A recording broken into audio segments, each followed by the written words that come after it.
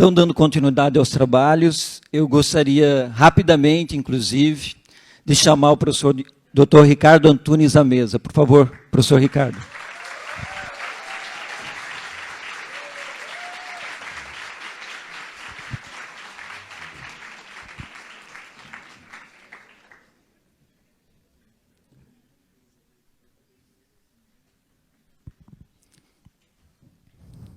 Hoje eu tive uma tarefa importante, espero que eu tenha êxito, de sintetizar o currículo do professor Ricardo. E tomara que eu seja, né, fiel, embora eu tenha tentado também ser mais sintético. Então, é com muito prazer que eu apresento o professor Dr. Ricardo Antunes, que é professor titular de Sociologia do Instituto de Filosofia e Ciências Humanas da Unicamp. Antes foi professor da Fundação Getúlio Vargas e da Unesp de São Paulo.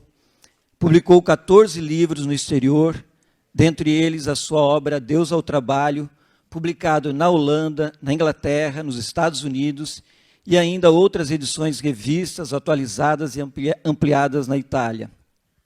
Essa mesma obra também foi publicada na Espanha, na Argentina, na Colômbia e Venezuela. Publicou também Capitalismo Viral, um livro, né, que teve a publicação também na Itália e na Áustria. Outra obra, Privilégio da Servidão e Políticas das Cavernas, livros publicados na Itália. Os Sentidos do Trabalho, obra publicada na Holanda, na Inglaterra, nos Estados Unidos, na Itália, em Portugal, Índia e Argentina. Foi professor convidado e visitante da Universidade Ca' Foscari, de Veneza, na Itália. Foi professor visitante na Universidade de Coimbra e na Universidade de Sussex, na Inglaterra. Ministrou cursos de pós-graduação e graduação e conferências em várias universidades europeias, nos Estados Unidos, na Ásia e em diversos países latino-americanos. Coordena as coleções Mundo do Trabalho, da editora Boitempo, e coordenou a coleção Trabalho e Emancipação, da Expressão Popular, até 2018. Publicou 25 artigos em revistas acadêmicas e capítulos de livros em diversos países do mundo. Recebeu o prêmio Zeferino Vaz da Unicamp, em 2003, a cátedra Florestan Fernandes da Claxo, em 2002, e a medalha, né, Comenda do Tribunal Superior do Trabalho, em 2013. Tem direcionado suas pesquisas aos seguintes temas: Sociologia do Trabalho, Teoria Social, Ontologia do Ser Social, Nova Morfologia do Trabalho, Trabalho e Centralidade, Classe Trabalhadora, Trabalho em Plataformas Digitais, O Novo Proletariado de Serviços, Ação e Consciência de Classe, Sindicalismo e Movimento Operário. Então, em virtude de todo esse currículo e de toda essa, né, bagagem teórica, de militância também política, que nós temos a honra, né, de contar com a presença do professor Ricardo. O professor Ricardo vai falar em torno de 1 hora, e aí a gente avalia a possibilidade ou não, né, de a gente fazer uma breve possibilidade de umas intervenções, umas 3 intervenções, caso exista essa possibilidade. Então, para a gente não se alongar mais, eu passo imediatamente a palavra ao professor Ricardo.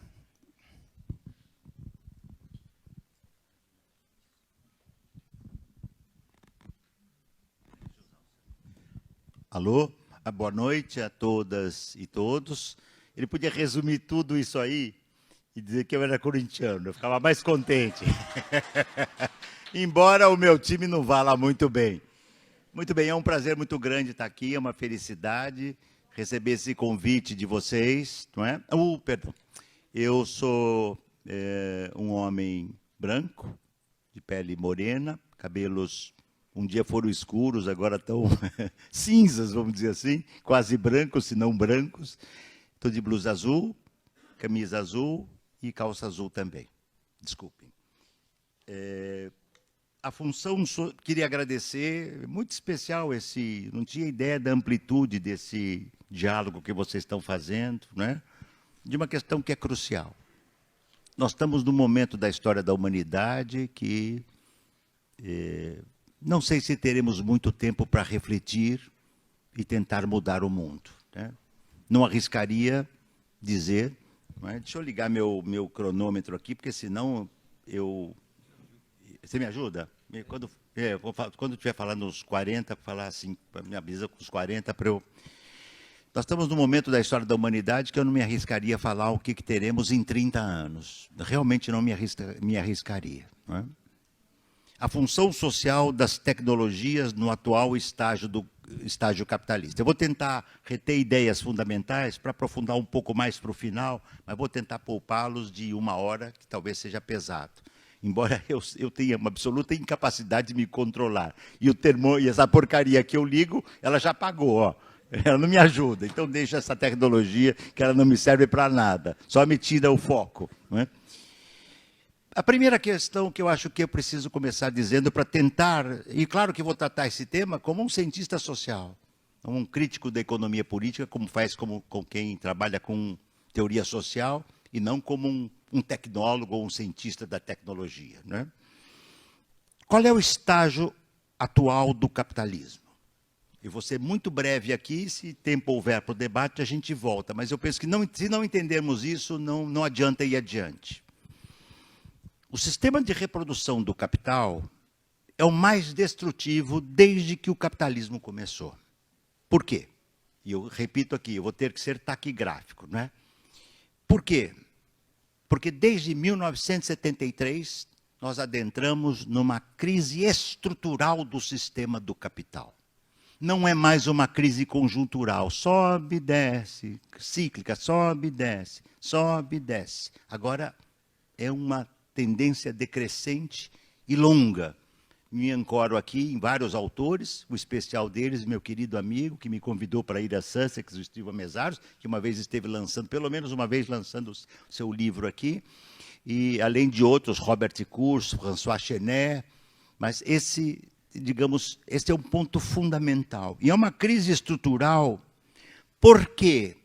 Porque desde então, isto hoje é muito evidente, significa dizer que o capitalismo só pode crescer destruindo. Ele não tem mais como crescer se não destruindo.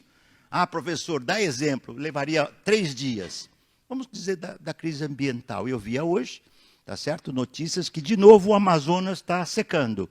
Há 1 ano atrás, nós tivemos o Rio Grande do Sul em dilúvio e o Rio Amazonas seco.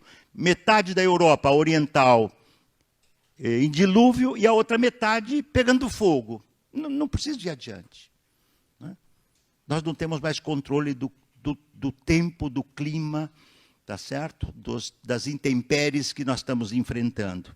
E é uma crise, ao mesmo tempo, de devastação do trabalho. Isso eu tenho trabalhado há 50 anos. Eu falo com muita tranquilidade deste tema. Nunca houve, nesses 50 anos, uma era de devastação, com uma diferença que os ingleses diriam, devastação com fair play. Nós diríamos devastação com empulhação. É sutil a diferença, tá certo? Nós nunca tivemos do capitalismo uma fase dessa intensidade. E é uma era também de devastação, tá certo? Dos gêneros, das raças, das etnias. Basta pensar, tá certo, nas opressões, tá certo? E todos gênero, de raça, de etnia, todos os, digamos assim, desmontes que impedem a possibilidade de uma igualdade substantiva. Não é por acaso que o neonazismo e o neofascismo estão em expansão no mundo. Né? Portanto, o sistema do capital, ele entrou na sua fase mais destrutiva. Qual é, digamos assim, de modo muito resumido, mas decisivo, quais são as suas engrenagens fundamentais? É um sistema exclusivamente voltado para a acumulação. Tudo hoje tem que gerar dinheiro, tá certo? Até o clique que a gente dá na internet, alguém está ganhando. 2, para que esse sistema possa ser, né, impulsionar a acumulação, ele tem que ser expansionista. Só que o espaço, o território, já é dominado pelo capital. E como faz agora, professor? Eles estão mostrando, Elon Musk, Jeff Bezos, Muckenberg e Caterva. Exploração do espaço. Não é do espaço territorial, do espaço território, é do espaço. Né? Quer dizer, depois de destruir a terra, eu imagino que eles estão pensando onde é que eles vão morar depois da devastação, né? E, ao mesmo tempo, sonhando com a acumulação. Então, quem vai levar primeiro a Marte, quem vai levar primeiro aquilo, quer dizer, não é possível. E como é um sistema expansionista, ele é ilimitado. Isso tem diretamente a ver com a questão do nosso tema. Ele é ilimitado. E, por ser ilimitado, ele é incontrolável. Como assim, professor? Eu recorro ao exemplo do meu querido amigo Steven Mesaros. 2 sistemas do século XX tentaram controlar o capital. A social-democracia e o welfare state. Basta olhar a social-democracia hoje, ela é uma ficção, né? Quem conhece a Europa hoje sabe que tem restos, né? Lampejos de social, que a gente só os vê porque moramos no sul do mundo. Porque se morássemos lá, basta estudar as condições de vida dos trabalhadores e das trabalhadoras imigrantes no norte do mundo para ver que a social-democracia virou pó. Tá certo? Então, e o segundo tentativa de demolir o sistema de capital foi a União Soviética e o chamado, equivocadamente chamado, socialismo real. O socialismo real virou pó. O capitalismo destroçou o socialismo. Basta ver a Rússia de hoje e a China de hoje. Tá? E eu não vou entrar nesse debate, porque isso nos levaria para outro terreno. Não é? Mas a China hoje é uma potência, certamente não é uma potência socialista. Não é, não é possível, não há contorcionismo que me faça chegar à China socialista. Se eu partir do pressuposto que o socialismo é um sistema que explora a força de trabalho de modo ilimitado, a China passa quilômetros disso. Mas é um outro debate, né? Mas aqui, para que a gente também não tenha ilusão e também não tenhamos modelos. Nós temos que, eu vou tentar, se conseguir no fim, dizer quais são alguns pontos de partida. Vamos voltar para as comunidades indígenas aqui e para os quilombos negros que a gente vai aprender mais do que as experiências que foram fracassadas, que são importantes para que a gente possa superar.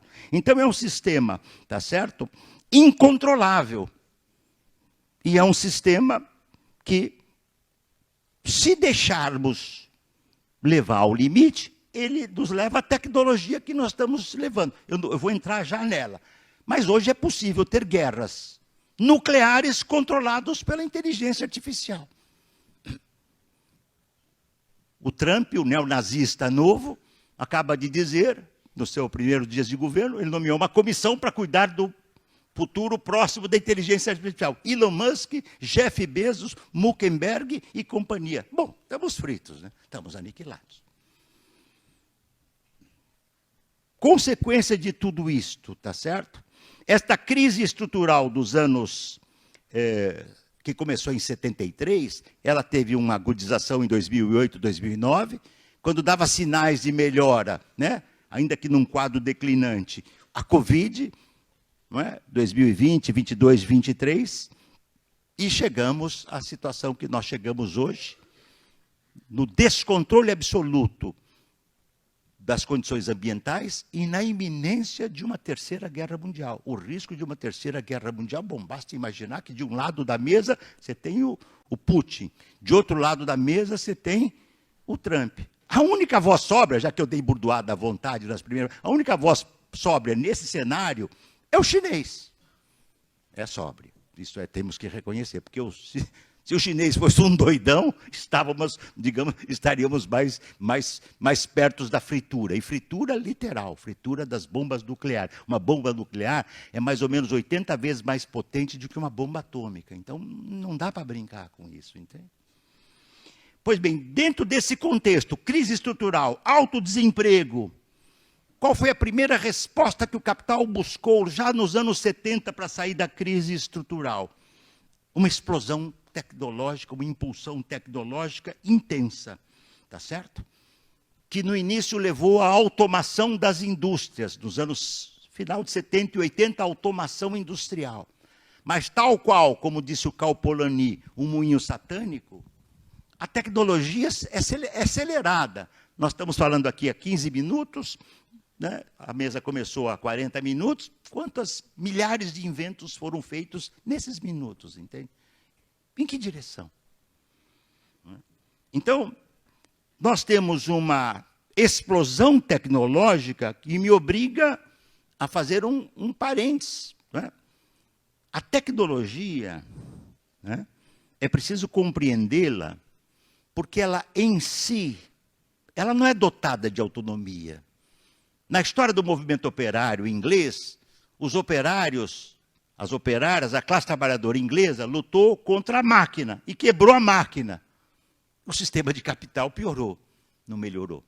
Por quê? Porque não é a máquina em si. Nós temos que desvendar, e como o serviço social tem uma espetacular qualidade e dimensão crítica, nós não podemos perder isso. A tecnologia não é ela o nosso inimigo, é quem plasma a tecnologia. A tecnologia é uma construção da humanidade.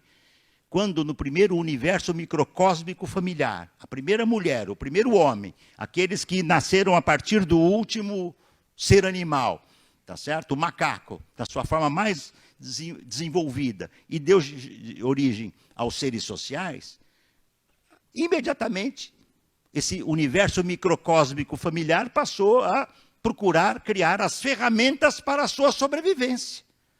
É aí que nasceu a tecnologia. E a tecnologia, digamos assim, ela nasce com a humanidade. Só que, e é uma pena que eu tenha que falar isso rapidamente, mas é só por economia de tempo e também porque numa conferência a gente tem que provocar um pouco a reflexão, até porque resposta para tudo ninguém tem, tá certo? Mas a tecnologia que nasce com a humanidade, esta tecnologia sofreu uma profunda mutação com a emergência do sistema de produção sociometabólica do capital, para usar uma ideia do Marx, retomada pelo Mesaros, retomada por Koei Saito, retomada por John Bellamy Foster, retomada por mim. Eu até, meu amigo querido Steven Mesaros, se estivesse vivo, eu fiz uma pequena adição na formulação dele, e eu acho que ele concordaria comigo. Sistema de metabolismo antissocial do capital. Eu não falo mais de sistema de metabolismo social, porque ele é antissocial, não tem mais limite. Agora é assim, sabe aquela coisa? Quem viver, verá. Tá certo? Muito bem. Então, e o capitalismo introduziu, o Marx disse em certo momento, sabe o Marx, aquele autor antigo, que não fala mais nada, que é do século XIX, coitado. Né? A ignorância é um bem universal. Né? E eu falo isso com tranquilidade, porque é óbvio que nós não estamos aqui tratando de um autor que responde a história, a eternidade. Não, é um ponto de partida. O Marx diz, a introdução do capitalismo transfigurou o Estado, transfigurou o trabalho, que de atividade vital tornou-se dispêndio de força de trabalho para enriquecer a propriedade dos que dispõem dos meios de produção, a riqueza dos meios de produção. E o Marx chama disso, houve uma segunda natureza, o trabalho nasce como uma atividade vital, não existe humanidade sem trabalho. Ele é imprescindível no processo de produção e reprodução da vida humana. Por isso a tese do fim do trabalho, hoje eu dou gargalhada, porque hoje está fácil. Mas quando eu escrevi o Adeus ao Trabalho em 1995, e brigando contra o pensamento dominante na Europa, a gente precisa ensinar, eles pensam que os índios e os negros, e eu me sinto como parte do povo indígena e do povo negro, eles pensam que nós não pensamos. Calma lá. Calma lá, é um pouco diferente essa história. Nós demoramos para perceber isso, né? Agora não dá para voltar atrás, agora é botar para quebrar. A tese do fim do trabalho é grotesca, o livro do André Gorz, Adeus ao Proletariado, hoje não serve para embrulhar lixo, embrulhar peixe. Na minha geração, a gente dizia assim, para que serve o jornal no dia seguinte? No dia a gente lê o jornal, hoje ninguém mais lê jornal impresso, porque não tem mais. Então, o jornal, no dia seguinte, para que servia? Para embrulhar peixe. O livro do André Gortz, eu tenho muito respeito por ele, não é isso que eu estou falando. O livro é um equívoco, Adeus ao Proletariado. Se o André Gortz estivesse vivo, ele que era uma mente inteligente, ele dizer quanta besteira que eu falei. É mais uma besteira eurocêntrica, não europeia, eurocêntrica. Tá? Muito bem. Acontece que no pós-73, tá certo? Nós passamos a ter uma impulsão que levou a tecnologia também para o mundo digital, para o mundo dos algoritmos e para o mundo da inteligência artificial. Karl Polanyi disse no século passado que o capitalismo era um moinho satânico. 70, 60, 70 e tantos anos atrás. E hoje, o que ele diria? Sei lá, o capitalismo é um moinho satânico e demoníaco, mas é feio, né? Fica feio, porque é meio redundante, mas é isso mesmo. É um moinho satânico, translocado e digitalizado. Não é? Por que esse processo se deu? Primeiro, pela crise estrutural, por isso ele é o ponto de partida. Numa era de devastação, né, aquilo que você poderia chamar de coágulos de alguma civilidade que o capital, porventura, tenha tido, tudo isso eu deixo como hipótese. Acabou. Sabe aquela música, né? Eu sou da geração da Jovem Guarda, e daqui para frente tudo vai ser diferente, entende? E é isso que nós estamos vendo. Tudo vai ser diferente. Tá? A primeira consequência disso é que a hegemonia que se erige no pós-73 não é mais do capital industrial, não é mais um capitalismo industrial hegemônico, mas é um capitalismo financeiro. E esse é o mais destrutivo de todos, é o Frankenstein. É o capital bancário mais o capital industrial gerando o capital financeiro. Qual é o modus operandi do capital financeiro? O dinheiro tem que gerar mais dinheiro. Como? É genial essa frase, é meio Guimarães Rosa. É minha, mas é inspirada no Guimarães Rosa. Se vire-se. O se vire-se é genial, né? Pô, vamos falar assim, se vire-se. E é genial. Nós temos que nos virar. O dinheiro tem que gerar mais dinheiro. Essa é a lógica do capital financeiro. Tá certo? E houve um movimento decisivo para que a gente tivesse essa explosão das tecnologias de informação e comunicação. A privatização do setor de serviços. Porque no mundo industrial nós tivemos uma retração e uma mudança do taylorismo, fordismo para o toyotismo. Nós já tratamos muito disso, não vou perder tempo com isso. Mas, ao mesmo tempo, estava nascendo lá naquele momento, né, o Vale do Silício nos Estados Unidos, que geraram as Big Techs, as grandes empresas de tecnologia de informação, que nos anos 80, 90 eram desconhecidas e hoje dominam o mundo, controlam o mundo. Controlam politicamente o mundo, ideologicamente o mundo, não só tecnologicamente falando. E os resultados é que, com a privatização do setor... Eu sou de uma geração que a educação era pública, a saúde era pública, a previdência era pública, a estrada era pública, a água era pública, a energia elétrica era pública, a telefonia era pública. O que disso é público hoje? Nada. O cárcere era público. Tudo isso foi privatizado. É a privatização do setor de serviços, a comoditização dos serviços, teve um papel fundamental para impulsionar os lucros do capital em crise e de gerar novas formas de mais-valia, ou mais valor. Eu não vou entrar aqui, pobre do Habermas, que disse que a mais-valia tinha desaparecido, a Habermas. Agora a gente dá risada, né? Klaus Hoff, André Gors, Tony Negri, são diferentes, até o Robert Kurz, que o mais brilhante de todos esses, né, incorreu nesse erro de dizer, tá certo, que você não tinha mais-valia. Num debate na USP, eu perguntei para ele falando em alemão, eu falando em português, mas calma lá, eu não falo alemão, mas ele também não fala português, então mesmo pé de igualdade, com a diferença que ele estava no sul do mundo, então era bom ele me respeitar, era bom, e ele era ótimo como pessoa, né? Claro, sem hierarquia, sem subserviência. Eu não quero eliminar o norte do mundo, eu não quero, mas eu não quero imaginar que nós seremos o eterno sul, tá certo? Acompanhando, repetindo como papagaio. O adeus ao trabalho é uma resposta de quem nunca foi papagaio. Esse mérito eu tenho. Eu nunca repeti o que eu ouvia lá fora, porque era sabe assim, da ibope você citar autor que não diz A com B só porque está numa língua que nós não conhecemos. Não, isso eu não fiz. E o adeus ao trabalho, eu acho que eu não cheguei a mencionar aqui, eu acho que falei no início, recentemente ele foi publicado nesses países. Então, é alguma coisa nós estamos dizendo que eles não pensavam lá. E estamos ensinando eles. É o caminho de volta. Tá certo? Em algumas coisas, sim. E eu penso que é possível dizer, tá certo, que a partir desta crise estrutural e do avanço tecnológico, veja bem, alta tecnologia gerando uma massa imensa de desempregados, o setor de serviços privatizados, duas coisas ocorreram no mundo, e então é o segundo bloco de questões que eu quero levantar, sem o qual nós não entendemos o que fazer ou como fazer, tá certo? A função social das tecnologias no atual estado, para tentar responder essa questão, tá certo? Dois movimentos foram muito importantes. Alta tecnologia, força sobrante de classe trabalhadora, tá certo? E o capital tentando sair de crise. Nós tivemos, no final dos anos 90, a explosão das plataformas digitais. Né? Amazon, 1994, 95. Pasmem vocês. Começou vendendo livros. Eu já não era menino naquela idade, naquela época. Já era um jovem senhor, digamos assim. E eu até pensei, porra, tem um burguês vendendo livros, deve ser um humanista. Estava com a cabeça, devia estar pensando no Corinthians, entende? O cara estava bolando um esquema de vender livros mundialmente para acabar com as livrarias do mundo. Então é destrutivo também. A gente tem que pensar bem. Eu me orgulho de até hoje não ter nunca comprado um livro da Amazon. Mas eu abro o livro lá e boto o meu nome lá, tem uma carrada de livros meus lá. É complicado. É complicado. A tecnologia é uma coisa que...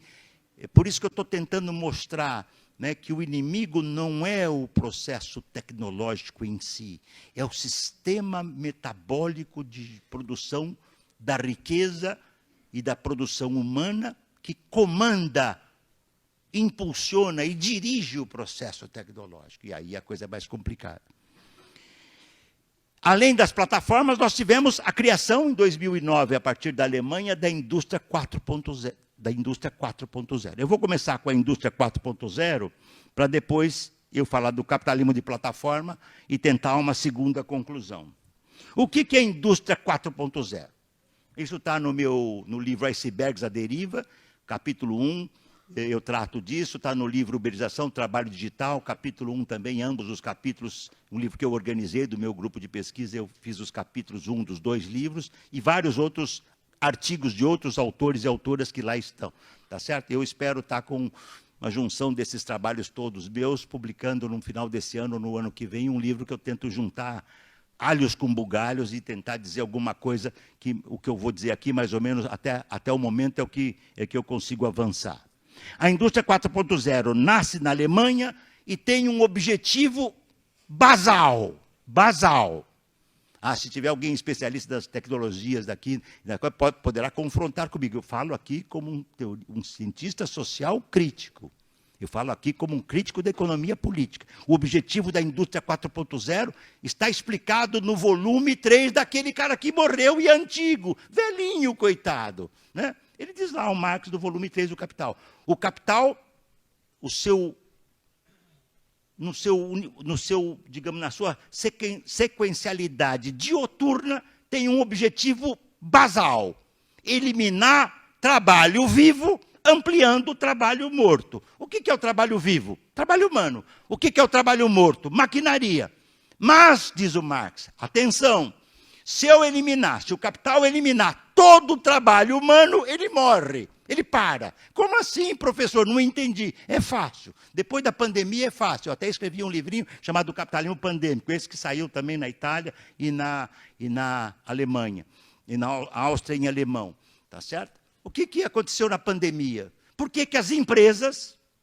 Não estou falando aqui da boçalidade neofascista brasileira, tá certo? Que nós estamos longe de sepultá-la. Dessa boçalidade aqui não falo, tá certo?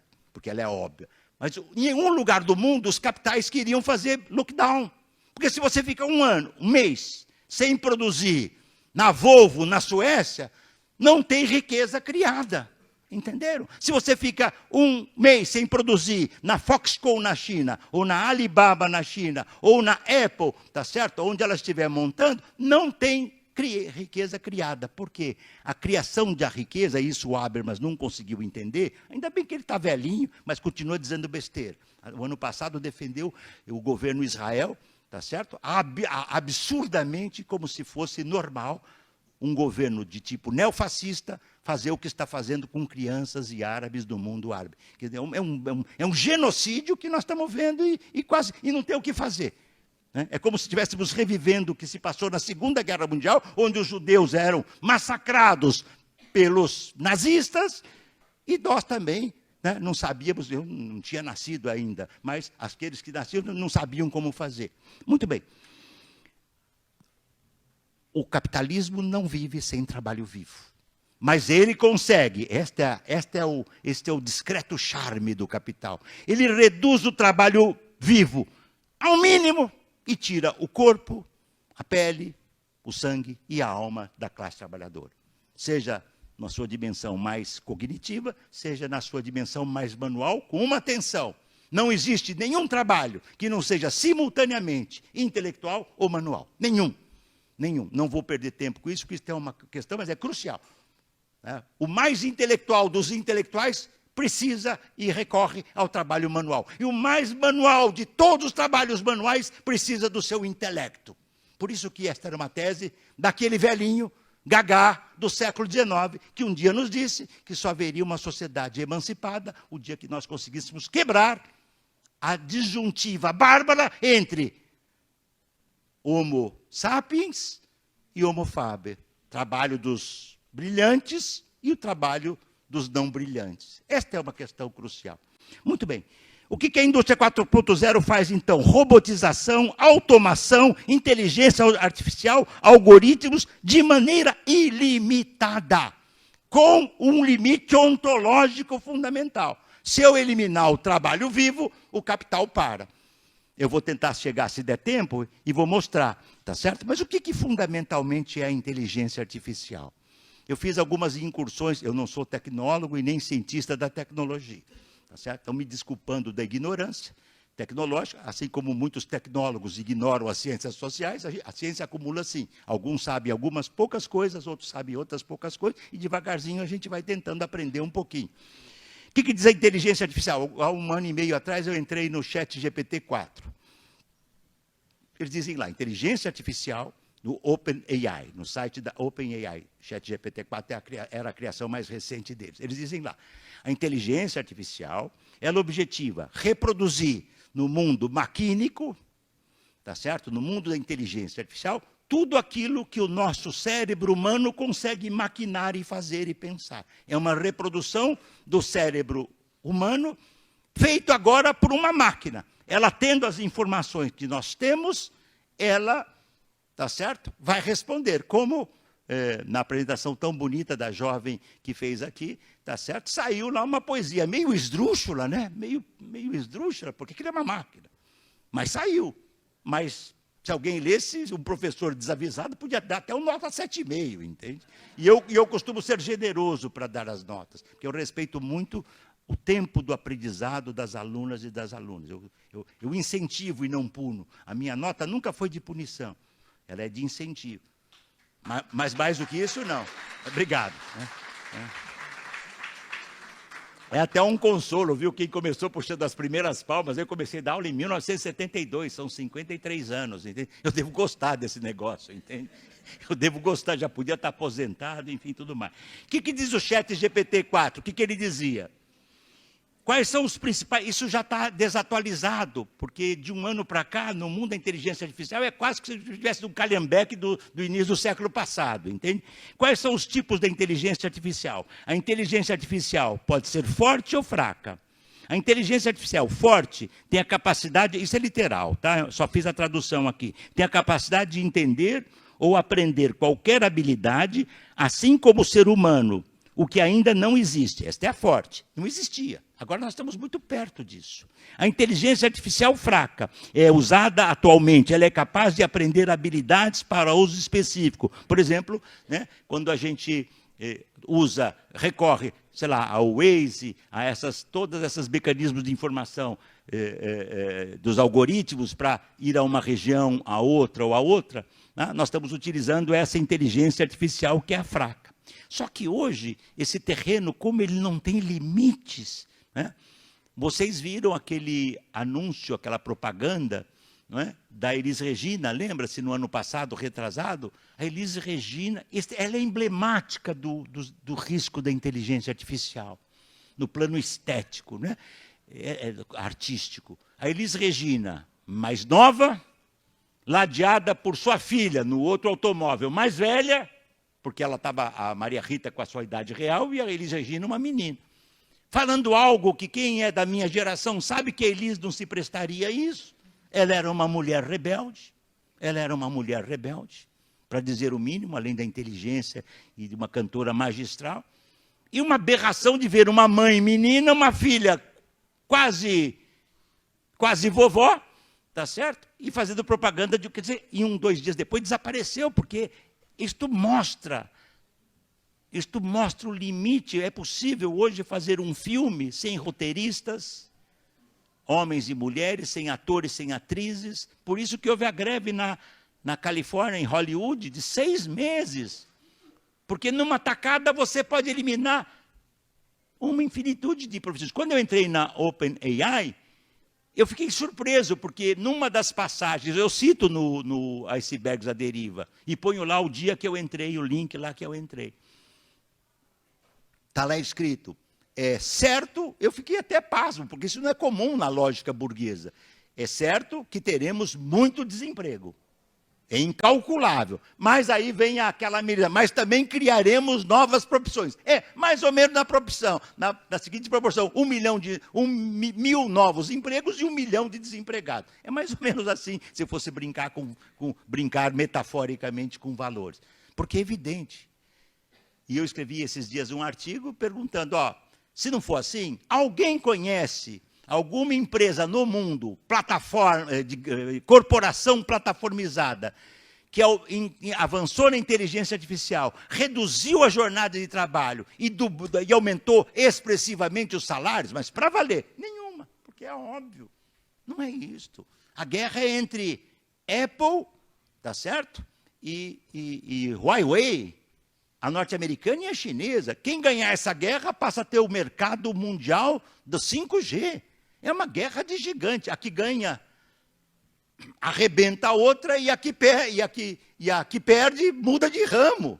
Porque a guerra é pesada. Então, a inteligência artificial, com isso eu volto aqui, ela é plasmada por um sistema de produção que visa 1, a acumulação, 2, a expansão, 3, é ilimitado e 4, é incontrolável.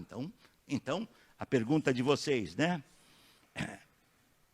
A função social das tecnologias no atual estágio cultural é pequena. É pequena. A função social é pequena. Ela existe. Na medicina, sim, é verdade. Muitos exames hoje são feitos com inteligência artificial.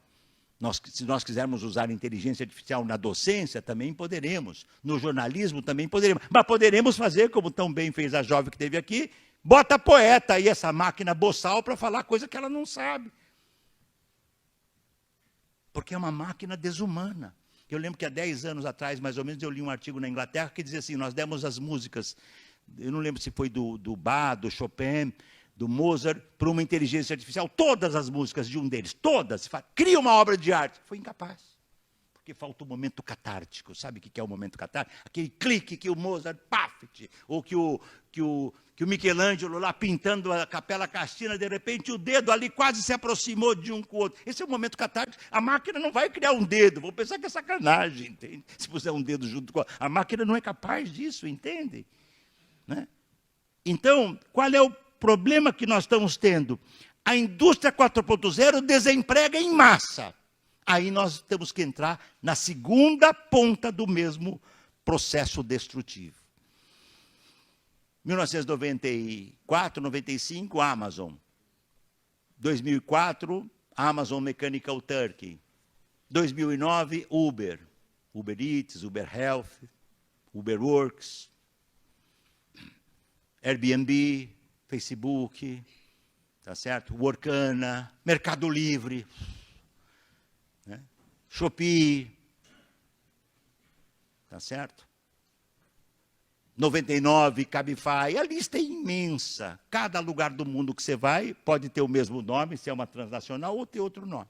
Entregadores, eu tive há meses atrás, no final do ano passado, em verdade, na Universidade de Veneza, onde ainda mantém um intercâmbio muito ativo, e participamos de um seminário com entregadores. Sabe qual é a única diferença fundamental do entregador de alimentação em Veneza para o entregador de alimentação para nós? Lá eles não podem usar nem a moto nem a bicicleta, eles têm que andar de barco. Porque Veneza não tem rua, tem canal. Essa é a diferença. São imigrantes, não têm direitos. Tá? Minha mãe dizia assim, comem o pão que o diabo amassou. É isso mesmo. E fazem as entregas no mundo. Tá certo? Como é que nasce o capitalismo de plataforma? Veja. Num mundo, primeiro, onde o setor de serviços passou a ser altamente gerador de lucro e de mais valor, isso no meu livro O Privilégio da Servidão, capítulo 2, eu trabalhei mais longamente sobre isso, aqui não posso repetir. Tá certo? Mais uma pista importante que eu fui descobrir lá lendo com alguma atenção o volume 2 do Marx. Marx disse, no seu tempo, hein, no século XIX, a indústria de armazéns, mais ainda, a indústria de transporte não cria nenhuma... Que mercadoria a indústria de transporte cria? Nenhuma. Ele transporta pessoas, equipamentos, bens, etc. Mas ela gera lucro e cria mais valia. Por quê? Porque há um processo de produção dentro da indústria de circulação. As plataformas, com a explosão e a privatização dos serviços, por um lado, com a massa imensa de trabalhadores e trabalhadoras. Vou dar um exemplo pessoal. Se eu fosse um pouco mais novo, não tivesse o trabalho que eu tenho na pandemia e tivesse o automóvel, o que eu ia fazer? Vou imaginar que eu tivesse uns 40 anos. Seria uma sorte danada, mas, enfim, isso a inteligência artificial não resolve. Tá certo? Não haja inteligência artificial. Eu ia me conectar com uma das plataformas, porque eu precisava trabalhar. Eu não tenho salário, eu estou desempregado, eu tenho um carro, eu tenho que pagar o carro. Entende? As plataformas, então, elas se aproveitaram da explosão tecnológica, do trabalho desempregado em amplitude global, da privatização do setor de serviços passível de ser tornado. Hoje, pegasse aqui 2005, nós íamos ver lá Toyota, Coca-Cola, IBM. Se você colocar hoje 2025, nenhuma dessas empresas se encontra no topo da riqueza capitalista. Hoje é a Amazon, tá certo? Hoje são a Meta, juntando o Facebook, Google, toda essa coisa arada, e tantas outras. Por quê? Porque elas explodiram. Elas ampliaram o setor de serviços, utilizaram a tecnologia, porque não existe local mais apropriado para você expandir algoritmos de inteligência artificial do que na indústria de serviços. Eu nunca falei nos meus livros, nenhum deles, em sociedade pós-industrial.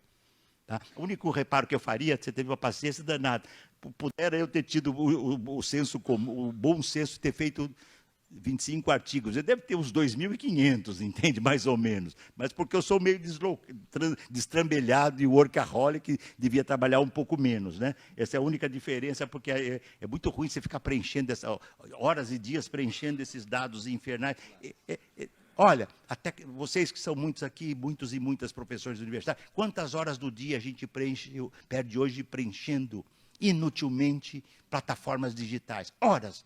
Para nos tirar da reflexão, para nos tirar do ato pedagógico, para nos embrutecermos e para nos tornarmos dependentes da razão instrumental, não sem roubar o emprego de uma trabalhadora, de um trabalhador funcionário que está sendo demitido. Quer dizer, é muito destrutivo. Cada vez que nós estamos preenchendo coisas que antes nós não fazíamos, nós estamos tirando o emprego de uma trabalhadora funcionária pública e de um trabalhador funcionário público. E estamos, ao mesmo tempo, emburrecendo o nosso trabalho. Eles toda vez perguntam para mim quantos orientandos eu tenho. Um dia eu vou falar, vou escrever em italiano. Sabe aquela palavrinha, vai para aquele honroso lugar? Em italiano é bacana, né? O italiano tem um charme especial em tanta coisa, mas não dá, porque a plataforma vai dizer, não entendo o que você está falando, não compreendo. Ela é burra, entende? Mas assim, vindo para cá, eu falei, eu não vou responder hoje, eu não quero, eu vim trabalhar aqui, eu não estou passeando. Nem o tempo ajudou, não deu nem para literalmente passear hoje, né? Caminhar, nem isso deu, entende? Então, veja, veja bem, olha a engenharia, isso não foi num dia, não foi numa semana, não foi num mês, mas eu peguei depoimentos de fundadores dessas grandes plataformas. Num dado momento eles perguntaram, nós temos uma massa desesperada buscando trabalho, precisando de qualquer trabalho. Nós temos um sistema, no caso do transporte privado, absolutamente deficitário em todas as grandes cidades do mundo. Nenhuma delas tem um sistema de transporte coletivo que você diz nota 10. Mesmo os países tidos avançados, que não são lá muito avançados, mas são países dominantes, aí é mais preciso. Aí um deles pergunta, nós temos que dar o pulo do gato. Nós temos que proletarizar ao limite, sem denominá-los como proletários. Nós temos que assalariá-los, elas e eles, sem dizer que eles são assalariadas e assalariados. Nós não podemos dizer que estamos contratando trabalhadoras e trabalhadores. Porque se dissermos que estamos contratando trabalhadores e trabalhadoras, nós vamos ter que pagar os direitos do trabalho e, ao mesmo tempo, pagar impostos. E as plataformas estão fora disso. Elas não pagam direitos do trabalho. Eu já entrevistei dezenas de motoqueiros, de motoristas, os que pegaram Covid. Um deles me disse, eu recebi, sim, professor, depois de 10 dias de doença, 300 e poucos reais da empresa. Mas o que eu vou falar com ele? Não dá vontade de usar aquela palavra italiana? Né? Dá vontade daquela, né? Pumba, 300 reais. Mas isso é o que ele conseguia tirar por dia depois de 12, 13, 14, 15 horas de trabalho. Então, veja, qual foi o pulo do gato dessas plataformas? Elas têm que inventar uma denominação que intensifique um nível de exploração, expoliação e expropriação típica do século XIX, sem dizer que são... Começou a atender chamadas, porque ele queria fazer pesquisa participante. E naquele que ele levou 4 dias, ele não atendia, uma vez ou outra. Naquele não atendia, de vez em quando, às 3 da manhã, pediam para ele quando não tinha mais ninguém. Ele continuava não atendendo. Chegou uma hora, ele foi bloqueado. Naquela que ele fazia, ele era chamado. Depois de 30 e poucos anos, 40 anos, depois de 2 meses, o joelho destroçado, porque dava de bicicleta. Está num bairro Perdiz, em São Paulo, perto ali da PUC, para quem conhece a PUC, que é um bairro nas montanhas de São Paulo. E a jornada de trabalho, 12, 14, 16 horas. Eu tenho um projeto de pesquisa com o Ministério Público de Campinas, eles me pediram para coordenar um projeto representando a Unicamp, eu só aceitei quando eu, conversando com a procuradora que me procurou, perguntei para ela se ela sabia quem que ela estava procurando. Né? Ela falou que sabia. Não, sem nem um pouco absoluta modéstia. Eu falei, porque não, né, a gente tem que tomar um pouco de cuidado. Você conhece o que eu penso? Ela falou, acabei de ler O Privilégio da Servidão. Então, você conhece o que eu penso. Tá? Eu só não abro mão da minha autonomia intelectual. Quem paga o meu salário é a classe trabalhadora. Essa não pode burlar na imposto de renda. Quem burla o imposto de renda é a classe patronal. Essa burla até a alma da mãe. Se puder, burla até no fazer, como é que chama lá, o testamento, né? Até no testamento materno, as classes dominantes, se puderem, burlam. Mas eles vão ser beneficiados, mas eles vão dar um jeito de tirar um irmão, de expulsar uma mulher do outro irmão. Sim, a gente conhece bem. Pois bem, o que nós estamos, então? O trabalho que mais se expande no mundo é um trabalho nas plataformas. E não é só entregador e motorista. É médico e médica, jornalista, professor, professora, trabalhadoras do care, dos cuidados, trabalhadoras... Tem 2 grandes plataformas do Brasil, Parafusos e Get Ninja, que trabalham com trabalhadoras domésticas. Uma delas, a Parafuso, até o ano passado, quando eu pude ler algo sobre ela, inclusive um belo livro que saiu, não sei se está aqui, a nossa colega da Beth está aqui, falou comigo isso. Isso, está aqui. Como é que chamou aquele menino que publicou um livro sobre trabalho das domésticas? Não sei se você lembra de cabeça. Isso, exatamente. Eu fui da banca de... Na Parafuso, as trabalhadoras domésticas pagam uma taxa de inscrição mensal para serem chamadas. Depois vão fazer o trabalho doméstico de limpeza. São, né, se o valor da diária é X, um percentual vai direto para... Eu disse, se o Marx estivesse vivo, iria dizer, porra, isso aqui é extração de mais-valia antecipada. Quer dizer, entenderam o tamanho? Nenhum direito. Se um desses trabalhadores... Isso aí. Isso aí, eu fiz a apresentação dele e para alguma utilidade as plataformas têm, né? Para alguma utilidade tem. Como regulamentá-las, vou tentar chegar no final. Tá? Obrigado, tá? 40, perfeito. Eu acho que eu fecho aqui nos 20. Então foi o pulo do gato. Esses meninos que trabalham nas motos, se eles morrerem, eles não recebem nem um recurso para pagar o caixão deles que morreram. Nem isso. Porque eles são autônomos. Mas é um embuste. É autônomo quem, depois de conectado, não pode recusar? É autônomo quem não define o preço? É autônomo quem não define o percurso que vai fazer? É um autônomo quem não pode, digamos, recusar livre e sem justificar? É autônomo quem é toda hora incentivado a fazer, faça 10 para ganhar tanto, faça mais tantos para ganhar tanto, a gamificação? É autônomo, tá certo? Quem não pode criar um mercado próprio de pessoas que ele atende? Se a plataforma souber que você está pegando digamos assim, consumidores da plataforma, ele é imediatamente punido, então não é autônomo. Eu citei aqui poucos exemplos. Nós, no existe uberização, trabalho digital e indústria 4.0, nós citamos 11 itens de que não existe autonomia. Todo mundo aqui sabe o que é trabalho autônomo. Se vocês chamarem para arrumar em casa um eletricista, ele vai chegar lá, vai falar, ó, vou levar aqui 15 dias para fazer isso, está quebrado isso, vou gastar mais ou menos, sei lá, 15 mil. Né? Eu trabalho assim, metade para comprar o equipamento, outra metade quando estiver pronto, e só posso começar daqui a 4 dias, porque eu estou terminando um trabalho. Isso é trabalho autônomo, que é muito frequente nas classes populares, quando o indivíduo, homem ou mulher, tem alguma atividade e pode usufruir dela. Não é autônomo, é mentira, é uma empulhação, é um golpe Frankenstein. Eu fiz uma provocação para as grandes plataformas do mundo. Quem fez a provocação? O professor Ricardo Antunes. Qual foi a provocação? Eu quero que me mostre um desses donos ou CEOs das grandes plataformas do mundo que os seus filhos trabalhem lá na entrega de motos, mas não botar o macacão um dia e fazer um merchandising. Isso é sacanagem, tá certo? Isso é sacanagem. Não, vai lá, põe um ano trabalhando em São Paulo, morre mais de um por dia em São Paulo, mais de um. Morre! Acidentados.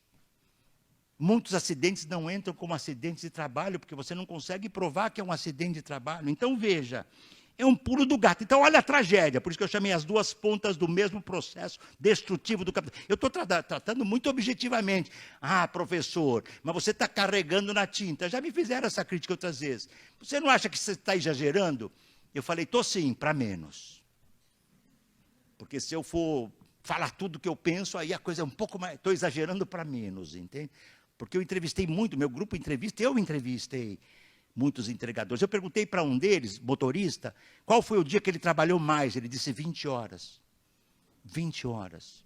E eu perguntei, mas por que você trabalhou 20 horas? Porque eu tinha que cumprir minha meta para levar o remédio para minha filha. E quantos dias você folga por semana? Nenhum. O mesmo. E quantos dias você folga no mês? Nenhum. Menos o dia que a minha mulher chega e diz, se você esse domingo próximo for trabalhar, você vai voltar, não tem mais ninguém aí. Aí ele não trabalha. Mas aí ele me respondeu, mas olha, eu vou explicar para você por que eu fico nesse trabalho. Eu faço aqui a minha meta e a minha renda. Eu já falei com alguns, olha, pensa bem se é renda ou se não é salário. Porque renda é uma coisa um pouco diferente, a gente investe no capital e tal, tem renda. Quando é pagamento de trabalho, é salário. Mas tá bom. Eu perguntei para ele, mas ele falou, mas tem uma vantagem. Olha como é interessante. Todo dia ao meio-dia. Ele começa às 4 da manhã. Eu perguntei qual era o café da manhã dele, ele disse, às 9 eu tomo café. Eu falei, você vai numa padaria? Não, eu levo um saquinho, uma fruta, uma banana, uma pera, uma maçã, esse é o café da manhã. Eu perguntei, e tua refeição? Ele falou, professor, ele não me chamava de professor, ele me chamava, eu era um cliente dele. Né? Depois é que ele soube que eu era professor e porque eu passei a usar o trabalho dele. Ele falava assim, tá certo? Nós, da nossa profissão, não temos refeição. E o motorista, o motoqueiro que entrega comida morrendo de fome? Eu ia citar o exemplo do Ministério Público. Isso foi feito pelo Ministério Público com a Unicamp, a medicina da saúde do trabalhador da Unicamp. Na pandemia, fomos medir, e o meu grupo, como pesquisa com o Ministério Público, foi acompanhar alguns dos pesquisadores. Eu não estava lá, mas está documentado. Eles foram medir o nível de sangue nos dedos. Quando iam medir, picar o dedo dos motoqueiros, não saía sangue. Por quê? Por quê? Não. Porque eles não podem urinar. E se eles não podem urinar, eles não bebem água. É evidente, você não pode fazer xixi, vai fazer um xixi no poste, a polícia vem e te arrebenta. Se você é negro, então já arrebenta antes de baixar o zíper. Tá certo? Já pensa que você está roubando o poste, entende? Ainda mais a polícia neofascista de São Paulo. Do governo neofascista, o fascistinha brando, hein? Fascistinha cordial. Pele de cordeiro e alma de truculenta. Tá certo? Dá para entender? Eles não têm onde urinar. Então, se eu não posso parar para urinar, eu não posso beber água. O que significa isso para o corpo produtivo de um jovem daqui a 10, 15 anos de trabalho? E as empresas dizem que o trabalho é autônomo. Por que esses meninos fizeram uma greve, meninos e meninas, a maioria nos motoqueiros é altamente masculinizada, mas há mulheres também. Nas bicicletas a presença feminina é um pouquinho maior, mas é uma categoria muito masculinizada.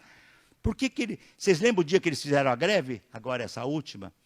31 de março. E primeiro? Fala, gente. De abril. Por que eles fizeram no dia 1º de abril? Não. Porque é o dia da mentira.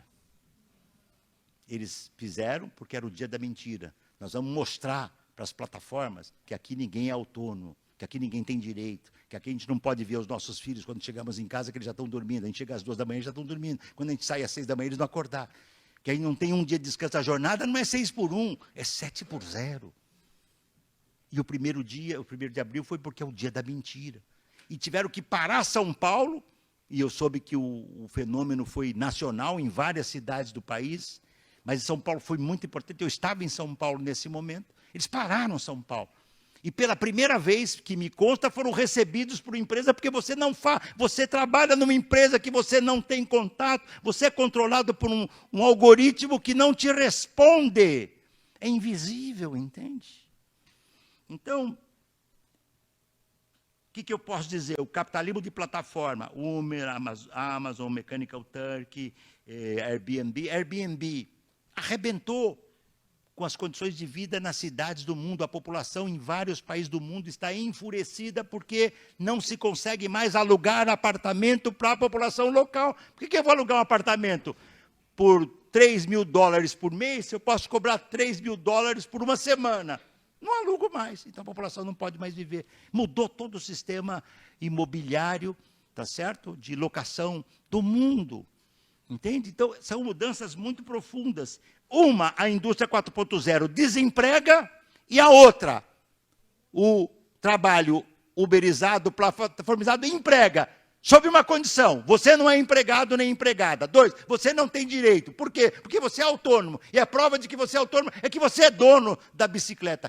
É o único ramo industrial, porque é indústria de serviços, isto é indústria de serviços, é o único ramo industrial que o patronato não arca com os instrumentos de produção. Teve uma juíza, eu tenho um debate muito antigo com um juiz, modestamente sei que o meu trabalho influencia, as nossas pesquisas que fazemos influenciam os juízes, isso me deixa muito orgulhoso, mas teve uma juíza em São Paulo que diz: o trabalhador é autônomo porque ele é dono dos meios de produção. Eu ia mandar, eu não a conheço, mas se eu a conhecesse, eu dizia: prezada doutora, com muito respeito, vá fazer cursos com o professor Ricardo Antunes, na Unicamp, para saber o que é instrumento de trabalho e o que é meios de produção. É uma diferença entre ter uma bicicleta e ser dono do mundo. É simples assim, é uma diferença entre eu estou na bicicleta aqui, um trabalhador de rua, e eu pegar o Elon Musk, essa figura que não merecia ser citada, mas eu cito como exemplo assim, do pior espécie possível, tá certo? Que é dono do mundo. Então, é muito diferente essa realidade. Então, uma desemprega, o outro emprega. Então, a segunda parte da pergunta de vocês: como controlar isto? Veja, alguém falou aqui no debate, e eu vou falar muito respeitosamente, hein, porque se eu fosse brincar com palavras, e às vezes eu brinco, primeiro porque eu acho que eu tenho um humor razoável, até porque se eu não tivesse bom humor, já teria morrido, tá certo? 2, o que eu falo aqui são, o Guimarães Rosa diz assim: pão e pães, questão de opiniões. Eu estou dando as minhas. A única diferença é que são 50 anos de estudo, tá certo? Eu ralei para chegar e estudar essa. Quando eu não sabia nada sobre, talvez a primeira vez que alguém chamou de novo proletariado de serviço da era digital, talvez tenha sido eu. Talvez no mundo alguém que tenha dito é um embuste essa ideia do fim da classe trabalhadora, talvez tenha sido eu. Talvez, eu não tenho certeza. Então, mas eu tenho que dizer, quando a gente erra, a gente faz que nem o chinês. Eu aprendi isso da milenar. Quando você erra, a única saída que você tem é pedir desculpa. Né? Fala: desculpa, fiz besteira, né? me livra dessa. Tá? Quando erra, a gente vai. Nesses casos, não tem errado. Porque a gente tem estudado, tem acompanhado, tem refletido e não tem receio de dizer. Isso endurece, às vezes, a nossa vida. A gente sofre pressão. Não pensa que a gente não sofre pressão. Né? A gente sabe como as pressões são insidiosas ou explícitas. Né? Mas isso me permite perguntar aqui: então, como que eu faço com que as tecnologias sociais no atual estágio capitalista, tem uma função social.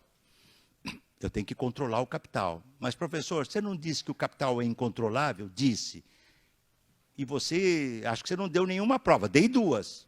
A da social-democracia, que foi trucidada pelo capitalismo, e do Estado soviético e da União das Repúblicas Socialistas Soviéticas, que foram também trucidadas pelo capitalismo. Então, o capitalismo não brinca em serviço. Não há nenhum país do mundo hoje, pequeno, médio ou grande, que não seja capitalista. A China tem algumas áreas, esparramar, conheço a China, conheço a Índia, não vou falar sobre classe trabalhadora que nem os europeus. O cara mora em Paris, vai no Parque Luxemburgo, ouve concerto de música clássica no outono, as andorinhas dançando, eu até entendi lá o que é a tese do fim do trabalho. Nós ficamos aqui no bem bom, e a tigrada lá, nós, a tigrada, índios, negros e operários do sul do mundo ficamos ralando. Assim é fácil, entende?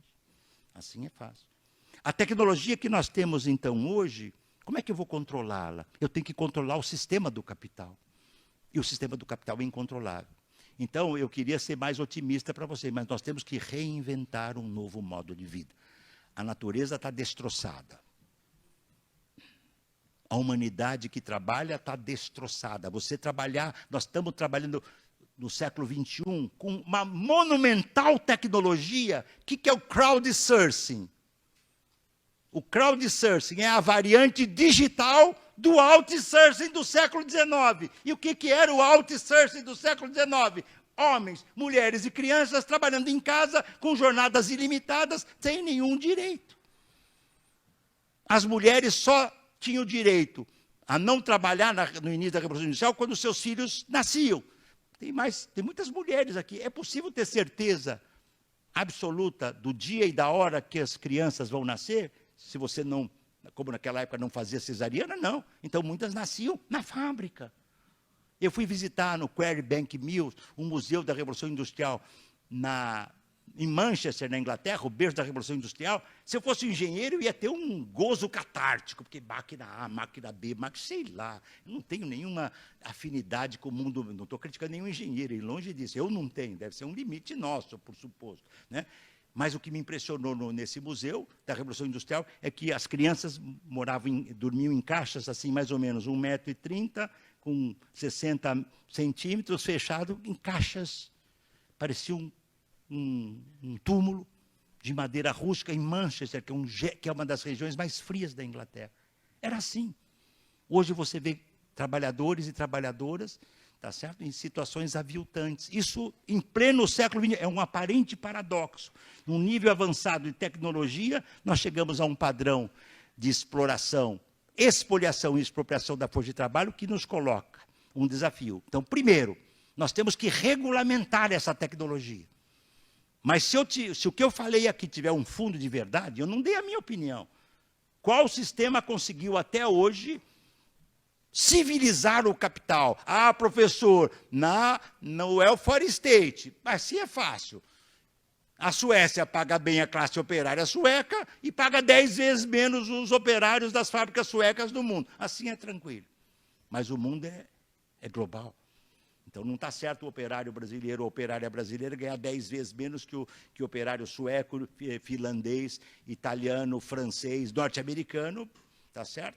Por que os Estados Unidos montaram as maquilas do México? Para pagar muitas vezes menos o proletariado mexicano, para produzir as coisas que eram produzidas nos Estados Unidos. Bom, aí, para tornar o circo completo, vem o Trump e causa esse caos todo. Então, nós temos que regulamentar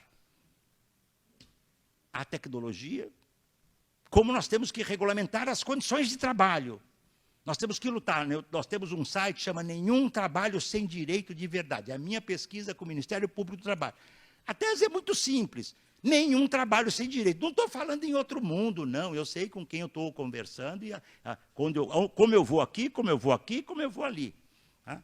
Nenhum trabalho sem direito, nenhuma tecnologia sem controle. Mas com Jeff Bezos e Elon Musk, eles não vão topar isso. Então, nós temos que reinventar um novo modo de vida, onde a tecnologia tem uma função social essencial. Porque hoje, professor, mas eu já vi no hospital onde eu trabalho uma radiografia ser lido por uma por uma leitura da inteligência artificial. Eu já vi, dirá outro, no meu judiciário, né? Está tudo montadinho, você entra com uma ação, tem uma resposta prontinha, em poucos minutos, qual é o resultado daquela ação, com base na experiência acumulada. Bom, a primeira coisa que nós vamos levantar, mas aí, se eu estivesse movendo uma ação, eu não aceitaria ser julgado e repudiaria ser julgado por um juiz que não me ouve, não ouve o patrão, para não saber quem está tentando lesar quem.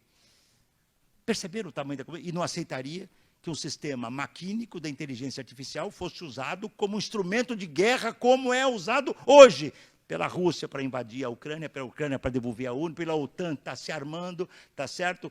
Pelo governo neofascista de Israel massacrando hoje, mais mortes, ontem mais mortes. Parece que vale tudo. Nós temos que reinventar um outro modo de vida.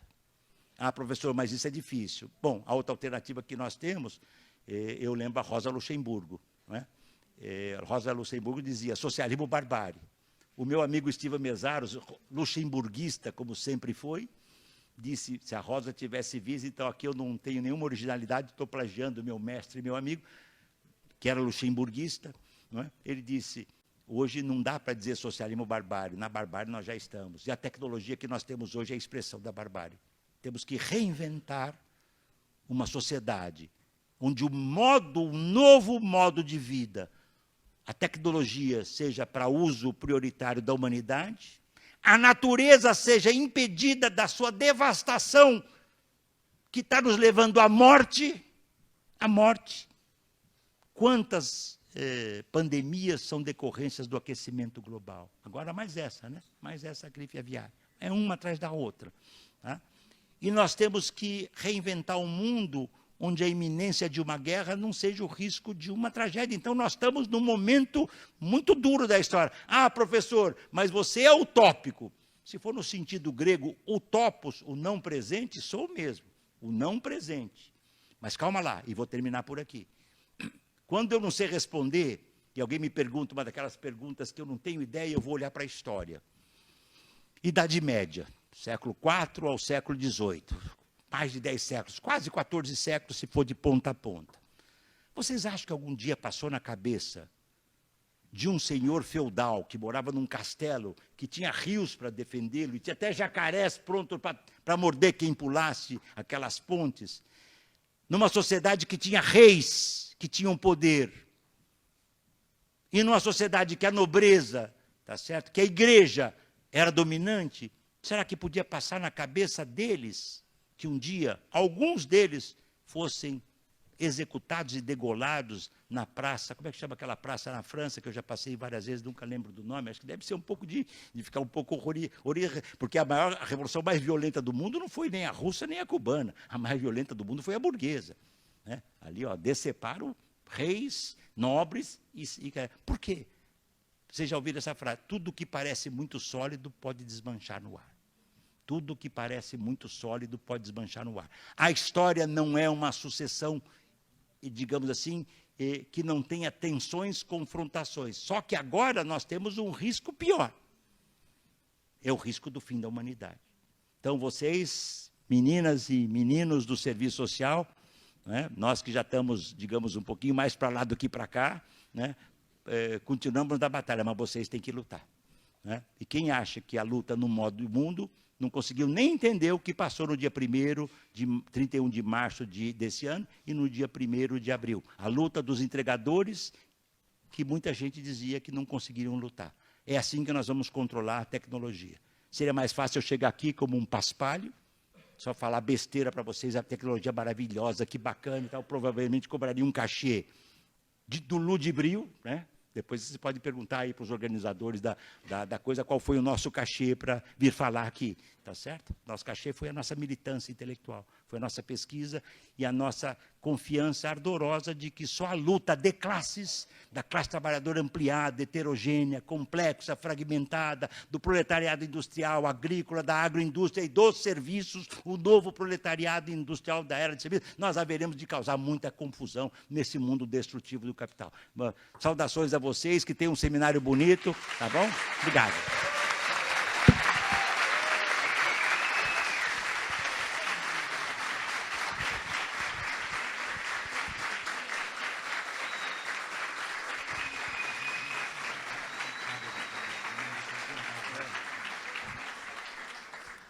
Então, obrigado, professor Ricardo Antunes. E Aqui para que funcionou o meu cronômetro, ó, fechadinho. Deve ser uma incapacidade do dono da máquina. Então, a gente agradece, a análise do professor mostra que, inclusive, o direcionamento das pesquisas, do grupo de pesquisa, né, que nós temos sobre a questão da tecnologia, o impacto disso no acesso e nas intervenções profissionais, estamos num caminho certo em virtude das convergências de pensamento. O professor Ricardo Antunes mostra para a gente que o problema não é a tecnologia, mas a racionalidade que tem orientado tanto a sua produção quanto o seu uso, que o ou a irracionalidade, que o revolucionamento constante necessário, né, no âmbito do molde, né, dos moldes do modo de produção capitalista, tem gerado como síntese, né, a precarização da vida e das condições de trabalho, e que existem vários desafios e ele nos incita a pensar, a reinventar um novo mundo, né, uma nova forma de viver. E nessa mesma forma de viver, ou nessa nova forma de viver, a tecnologia também tem seu lugar e a sua importância, e, portanto, a gente precisa disputá-la. Ok?